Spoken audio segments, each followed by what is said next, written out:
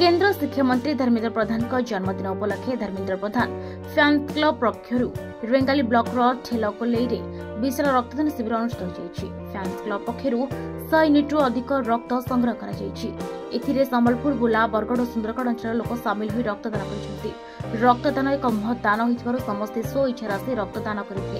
यह अवसर में अतिथि मैंने रक्तदाता मानक मानपत्र दे सम्मानित करते।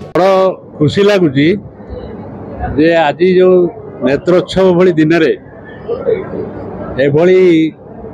विराट आयोजन एवं से युवक युवती मानकर उत्साह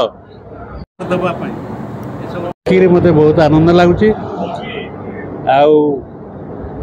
विशेषकर आम जाचे जे कौन से गोटे रोग हेले औषध दि जापे डाक्तर डका जापे किंतु कहार ब्लड दरकार पड़े जड़े मनीषर ब्लड से रक्तदान को एक महत दान बोली कहा जाए कारण ये यार विकल्प नहीं।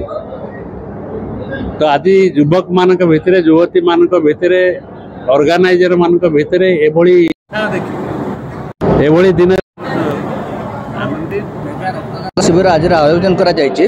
उद्योक्ता मान को प्रथम धन्यवाद जणेबी आते महत उद्देश्य आमर प्रिय मंत्री धर्मेंद्र जी जन्मदिन एभली गोटे कार्य धन्यवाद भी जनाऊँगी।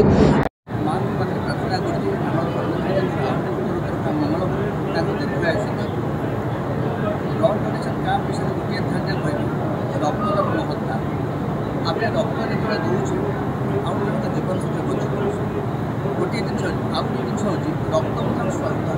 स्वास्थ्य कारण रक्तदान से नष्ट हो तेणु जदि आम दौचे आमको रिकवर करने गोटे बोतल ब्लड देले गोटे मास भर बॉडी पूरी रिकवर कर फिलअप कर दूसरे। तेणु आम जब चाहिमा अन्य जन जीवन बचाई निजर स्वास्थ्य भल रखापी ब्लड डोनेशन निहाती दरकार। सर आम जो फैन क्लब रो कार्यकर्ता माने आम बसीलु एवं मझीरे आम देखिलु जे आमर अंचल भाई माने जाइकी जो ब्लड बैंक रे हैरान होती जो रक्तर अभाव परिलिखित है से आम समस्ते निर्धारित कलु जे नेत्रोत्सव रे भाईंकर जेहेतु आमर प्रिय गर्व गौरव भारत सरकार केंद्र शिक्षा मंत्री आमर मान्यवर सांसद धर्मेंद्र प्रधान आज जन्मदिन भी आम समस्ते जन्मदिन रे जो फैन क्लब टा अच्छी आमर समस्ते निर्धारित करथिलु जे आम गोटे मेगा ब्लड डोनेशन कैंप करबा आउ जो अभाव परिलिखित होची ब्लड बैंक रे आम ताको आम किसी मात्रा रे पूरण करि परिबा। रेंगाली दिनेश कुमार को रिपोर्ट विराट तेरे एभली किसी गुरुत्वपूर्ण खबर देखा चाहती आम चैनल को लाइक सब्सक्राइब और शेयर करो।